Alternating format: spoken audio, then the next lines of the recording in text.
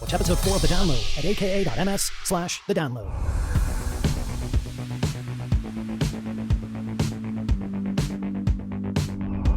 Welcome, Lucy Green, to The Download. Thanks for having me. Now, last year at this time, which feels like a decade ago, we had you in our LA studio to talk a little bit about our 2020 vision report and what the world might look like in the next decade or so. I wanted to ask you about two different areas. First was this area we called private social trust, which was around privacy. Looking back on 2020, how important is the privacy debate? I think you're just seeing more and more collapsing between work and home life as it's essentially using our computers or the internet has become our entire reality for work and home. And it's giving companies or tech companies more and more insight into how to sell to us. And at the moment, I think it offers just so much utility that we are forgiving the potential privacy issues, even as you see more of those instances potentially raising. So from Amazon now doing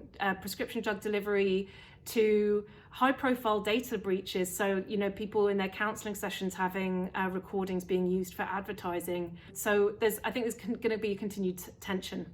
Now, before I ask you about this other trend, which is in this area that we call the victory of defaults, I want you to take a look at something that you said on our 2020 vision report.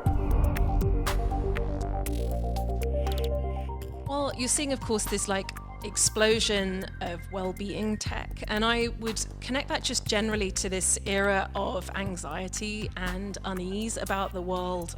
And so we've not only seen the proliferation of well-being gadgets that help feed into basically lifestyle as a form of preventative healthcare, but you've also seen a whole number of offshoots of that, like blurring into sort of environmental concerns, security concerns.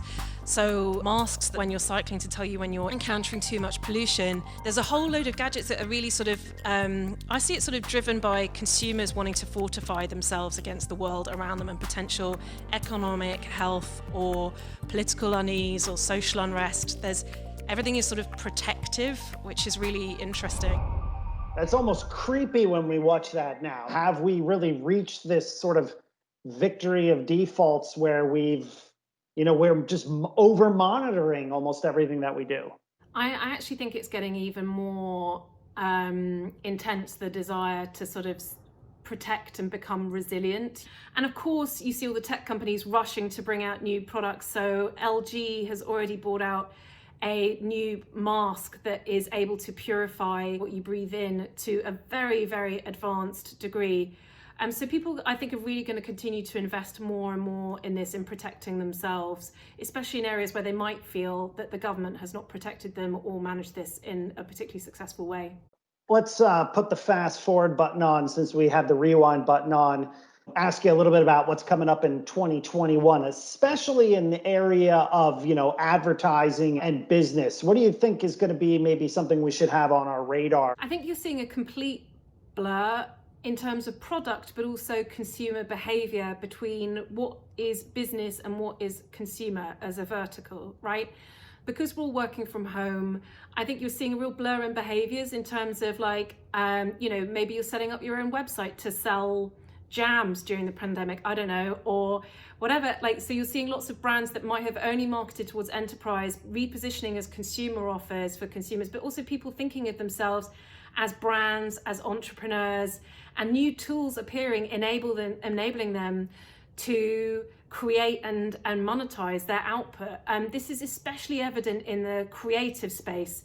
There's been a real wave of new apps and platforms and businesses that enable you to host your own event, to co-edit or create a video game, to make amazing visual content for your social media feed. So I see so much activity happening in that space. The other thing that's interesting is this idea of converged entertainment. So entertainment completely merging with commerce, user-generated video, and also social functions. So this idea of watching entertainment as integrated with social media to become, in lieu of being able to experience the thing that, an event live, something that we do digitally, and so social media functions being much more integrated. Interesting, like a gaming platform like Fortnite, which is hugely community oriented and social. now positioning itself as almost like an events company for music and other entertainment going forward. And we're just going to see more and more of that. Lucy Green, founder of Light Years, thanks for joining us here on 2020 Hindsights on the Download.